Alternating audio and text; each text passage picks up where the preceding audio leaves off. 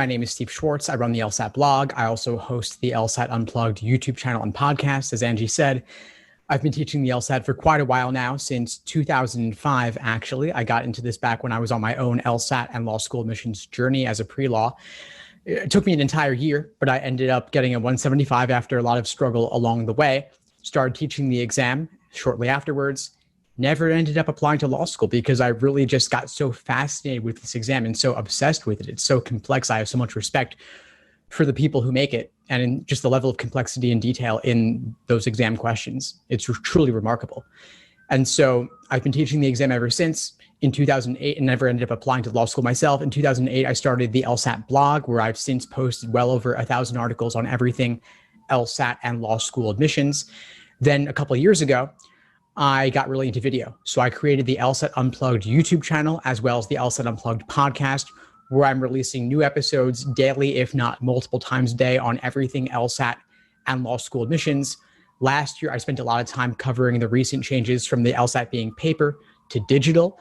And now with the COVID-19 pandemic, the LSAT has moved online. So it's now an online digital format rather than a tablet, as with the digital. It's now on your computer with the Flex. So I put some resources in the chat here all about the Flex, an LSAT-Flex FAQ, an LSAT-Flex playlist, as well as an easy LSAT cheat sheet PDF download, plus my link tree where I've got links to a wide variety of LSAT resources. Now, I suppose I could answer a couple of general FAQ I get often about the Flex. What is it? Is it easier? Is it harder? How does it work? How should you prep differently? And feel free to ask questions in the chat, and I'll do what I can to work them into this conversation as well.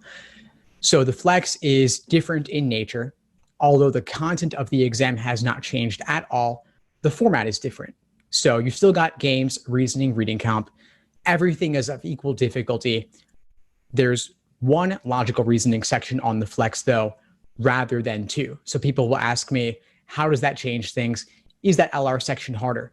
Good news is no, it's not harder in any way. It's the same difficulty as any other logical reasoning section. But the weighting of the sections has changed. Used to be that logical reasoning was half the exam, or 2 out of 4 sections. Now it's only 1 out of 3 sections, because the exam now has only one section of each of games, reasoning, reading comp.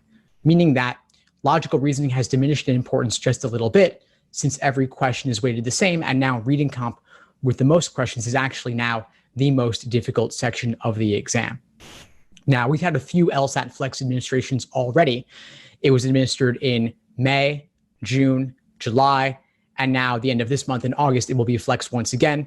I expect that any day now, and probably just after we get off this call, LSAC will announce sometime very soon that the October LSAT will in fact be a Flex, as we're all highly expecting it to be. And so if you're taking the LSAT pretty much anytime in 2020, chances are you'll be taking a Flex. And so that means you want to prep accordingly. 3 sections, not 5, meaning there's no second logical reasoning section and there's no unscored experimental section. So 3 sections, endurance matters less, but each question matters more. And if you're not super comfortable in reading comprehension, you might want to spend a little bit of extra time there, just because reading comprehension now is, of course, weighed a bit more heavily than it otherwise would be. You also want to do your practice tests in the Flex format. And LSAC has put together a software program called Law Hub, a subscription service where for $99 a year, you get over 60 exams in the digital/LSAT Flex format, the same exact software, meaning there's a highlighting function, underlining, you can increase or decrease the text size, the line spacing, all of that you can adjust, which is cool. So you want to get used to that. And they have the vast majority of exams on that Law Hub subscription service platform. Now, if you're here for this call today, you're probably taking the LSAT sometime soon, and it's on your horizon. So a couple things you should know going forward. Starting with the August LSAT Flex, there are some new LSAC policy changes. First off, there's a new score preview option going forward, meaning that for first-time test takers only, you can see your score before deciding whether to cancel. But that's for first-time test takers only, meaning if you have ever sat for the exam before, even if you canceled your score, you're not a first-time test taker.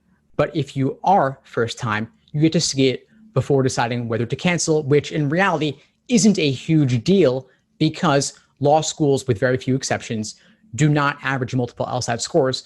They only take the highest score, meaning there's always a reason to retake. And you should not necessarily cancel your score because even if it's lower, no big deal. And if it ends up being higher than you hoped or expected, well, that's fantastic because now you've got a higher score on record.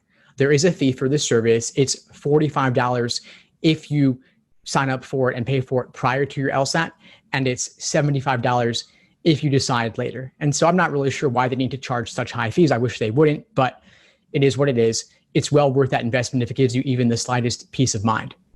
Also, starting with the August LSAT-Flex, there is a new writing sample requirement, meaning you must complete the writing sample before they will release your score. If you don't complete the writing sample, you're not getting your score back, so don't delay, don't forget. And starting with August, you can actually complete it prior to the LSAT itself, meaning up to 8 days prior, you can go online and get it out of the way.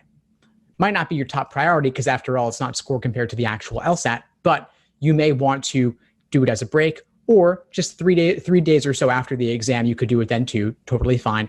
I wouldn't wait that much longer because you don't want to forget or for it to potentially delay your score.